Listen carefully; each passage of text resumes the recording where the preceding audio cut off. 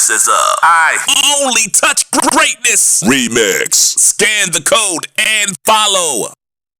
What's up, everybody? WWE Hall of Famer, the Godfather, and you're listening to I Only Touch Greatness. Peace. Stay on that smoke train. What was it like? What was it like sharing the ring with The Rock? One of my favorites. Cool. Hey, good dude. You know, I always tell people if success like that was going to happen to somebody, it couldn't happen to a better dude. Good dude. You know, really good dude. It was even then, though, man. I mean, you never knew that he was going to become that big. You just knew he was becoming big at the time. Right. Did you see something special in him at that time? No, Vince had that planned out, bro. That's not no lucky fell into shit. Yeah, no blue. That's how I got put. I got put in the nation because of him. Right. Because they were building the nation. I was coming back as Papa Shango. You were supposed to, yeah. I was coming back. I came to TV as Papa Shango, ready to be Papa Shango. And they basically said, excuse me. They basically said, hey, Vince wants to see you. And then I'm like, cool. I go in there and see Vince. And Vince goes, Charles, change of plans. Just like that. But, you know, I'm a team player, bro. As long as Vince has always been super. And to this day, I'm still under contract with him. Oh, really? To this day, they've always been super cool with me. I mean, just like, believe me, beyond cool. And so, you know, I've always just, as long as you pay me what you say you're going to pay me, you know, it's a job. Yeah. It was never, wrestling was never my number one job. It was probably my number two. The strip clubs was my number one job. Okay. But getting back to the original question, my wife came up with the Godfather. My wife, not me, my wife. And I fought her on everything. I wanted to be a mean pimp. I wanted to wear black. She wanted me to wear colorful stuff. She wanted me to wear the vest. She's like, why don't you tap into the marijuana community? And I'm like, nah, I don't think I should. She goes, no. And she would, what I would come up with is the wrestling part. She came up with the jewelry, all the jewelry that I was wearing. She was having made. All the vests. We had a lady making us vests, and then I would come up with this, some type of a marijuana saying or something, and we would have it. She would have it airbrushed on the outside. The hats, the feathers, the jewelry, the glasses, all my wife. All I did was stay high and have fun. And I told Vince, why don't we try something different, man? We need somebody just to entertain the people. Forget the wrestling part and all that. Just have somebody that and I'm like, Vince, there's so many people smoke cannabis. I'm like, more than you think. And he's up on shit, believe me. And I'm like, even more than you think. And I'm like, let me go after the cannabis community. You'd be surprised how many people smoke. And bam, look what happened. You know? Yeah.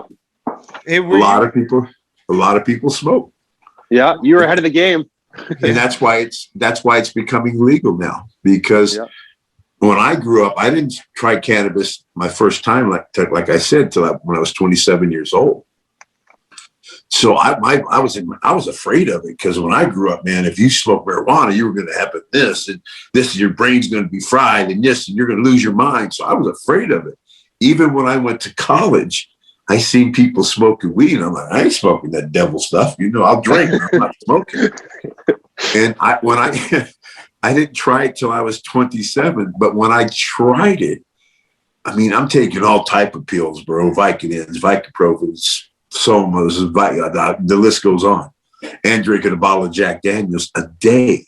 Jeez. And I tried it. And over time, it got me, I'll have a shot of Jack. I'll have a beer every now and then. I'll take no pain medication at all. Never. Good. I won't take it. And I think that's what saved me. And, you know, at my age, and it's preserved me. How about that? There's definitely, that's good for you to be able to do that. There's a huge epidemic going on along with COVID, but that's with all the pills and the opioids in Vancouver for sure. And I know it's a whole, at least on the Western Seaboard, that there's a big thing going on. Come on. It's a big problem here. All over, yeah.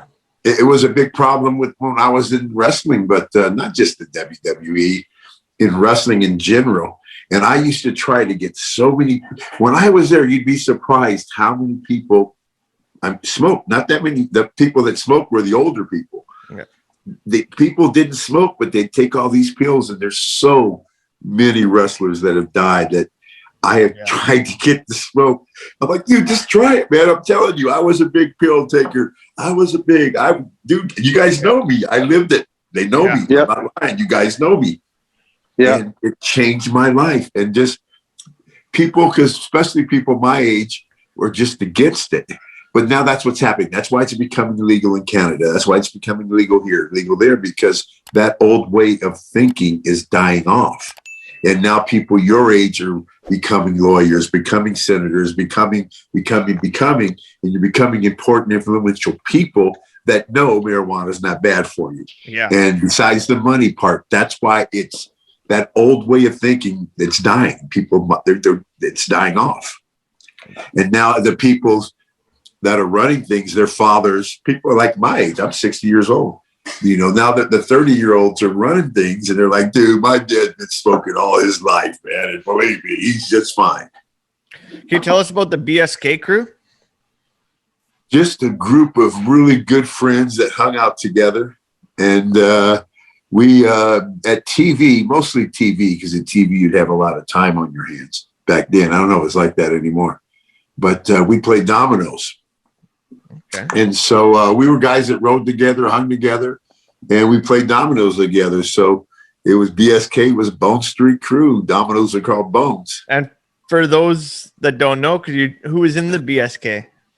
Oh my God. It was the Godwins, Savio Vega, Yokozuna, Rikishi, Mr. Fuji, Undertaker,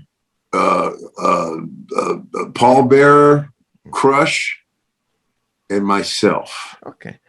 And you were actually, I think that's it. That's pretty good memory.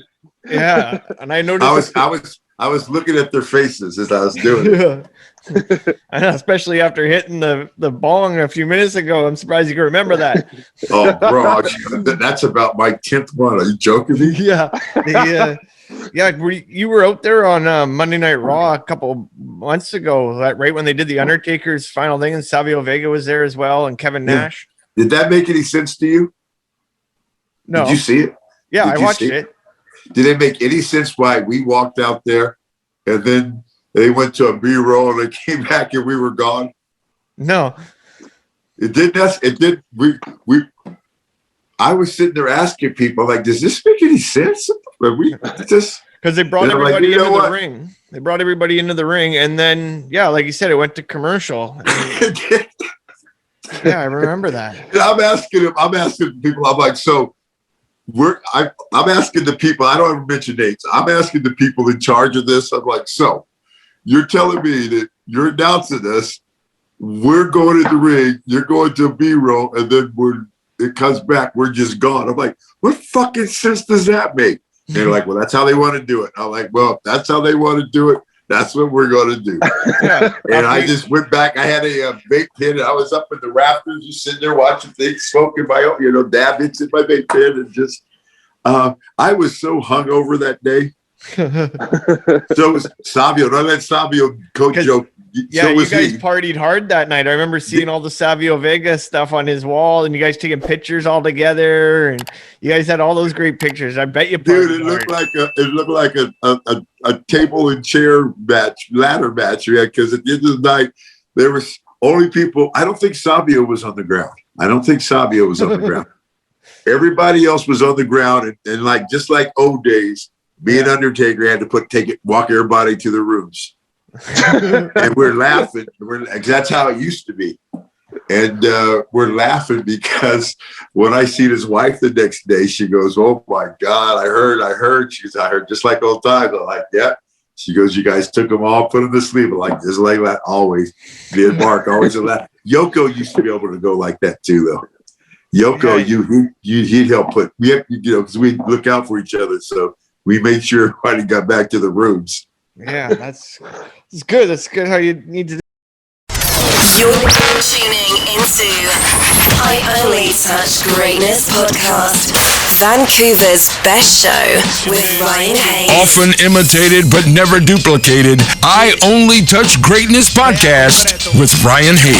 Looking for the most beers on tap, great steaks, great staff?